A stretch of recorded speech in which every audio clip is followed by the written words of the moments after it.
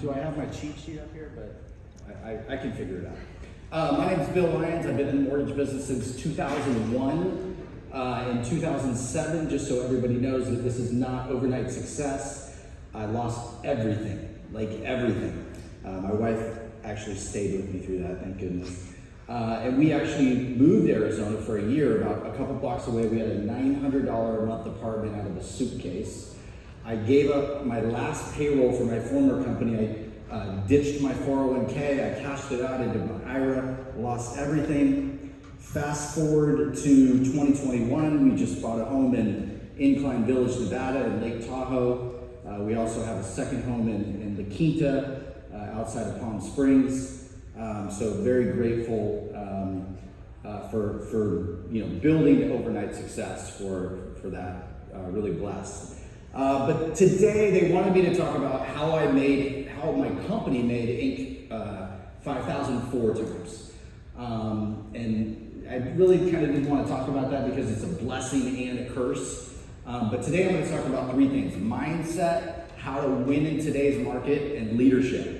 And a lot of these things everybody's already talked about in one way or the other. But in mindset, I think it starts with a morning routine. Oh, cool, I have it here.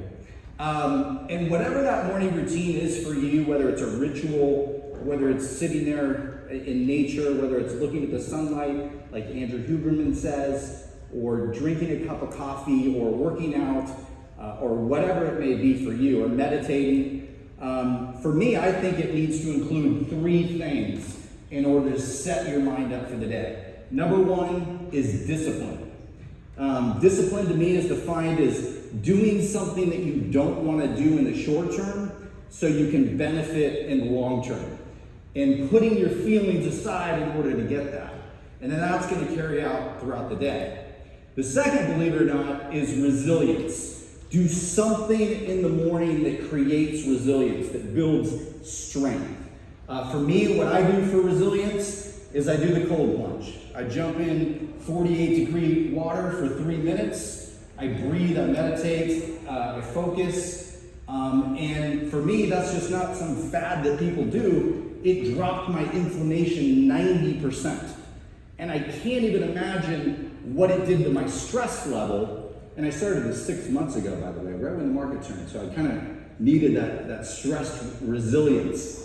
So do something that creates resilience. And last, I don't want to call it meditation, I want to call it mindfulness. We talked about information constantly being thrown at us, input versus output. You've got all these notifications coming at you. Give your brain a break, whether it's 1 to 2 minutes, whether it's 10 minutes, whether it's 20 minutes, whether it's just focusing on your breath.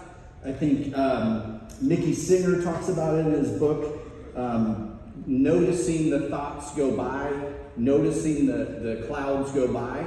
And then throughout the day, you're in the state where if something triggers you, it's not going to trigger you. You're not going to be sensitive to being thrown off track, or, oh, this happened, or this external thing happened.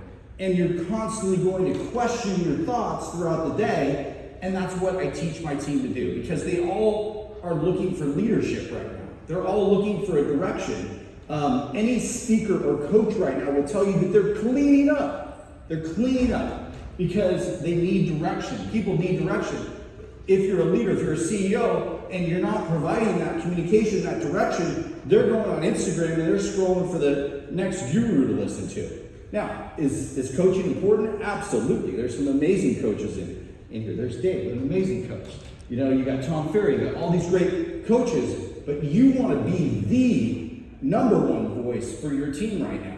They're looking to you to give them direction. Leaders deal with adversity differently. They're looking for structure. They're looking for you to set expectations so they can know that they're going to win. And what is your truth? Is what you're thinking really true? There's some people in this room that actually believe I cannot profit right now. Is there anybody who believes that? It's impossible to profit. I thought it for a couple seconds. A few months ago, I thought it for a couple seconds. In August, we profited 19%. Last month, we increased our revenue by 12%. by doing these 3 things. These are the things that got us on Inc. 4 times. Because the curse about being on Inc. 4 times is you grow, gone. You ever heard of growing too fast? A lot of people grew too fast in 2020, 21, and they don't know how to profit, right? So that's what you need to focus in on, is number 1, optimizing your sales, optimizing your marketing. So that's the number 1 thing. You know, and there's no list, the Inc. 5,000 fastest or most profitable companies. You have to do that when no one's watching, because it's hard to grow and then profit, right? So number 1 thing I do every single day is, it's the easiest thing and it's the most expensive thing. You add leads, you add quality leads. We're 100% consumer direct. We're in 21 states. We're the largest number 1 non-QM consumer direct company in the nation.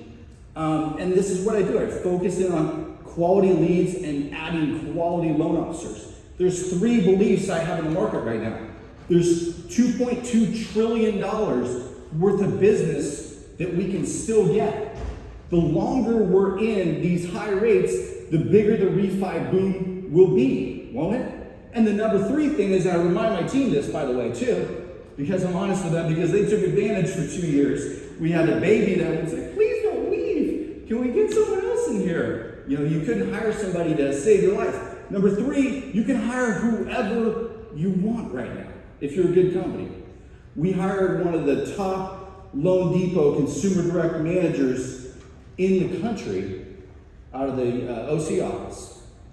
That guy bled purple. He would never have come over. So there's opportunities in this market. Number 2, the 2 thing I do is make sure you add value and increase your margins. Who's afraid to increase their margins right now? I increased my margins 40% because we add value, we differentiate ourselves, and it's not about the price. 40%. Did some loan officers complain? Yeah, so what? I can go get another one. And the 3rd thing is focus in on the frequency of how you attack your database. Dave talks about this. You attack your database every single day. It's the lifeblood of the business. You go after the 3 R's. Who can I get to repeat with me? Whether it's a cash out or a second home or investment property. Who can I get to review me to create a brand, a 5-star brand online? And then who can I get to refer me somebody? So we kind of talked about leadership a little bit, but I'll end with this. I was in an EO mastermind type forum with a peer group of CEOs, and somebody asked us the question, transformation. What do you define as transformation? And one person in the room said, learning something, implementing it, and then never going back again. For me, transformation, and this is what I try to lead my team to, is teaching them to push themselves beyond the limit and do something that they thought before was impossible. Thank you so much. Appreciate it.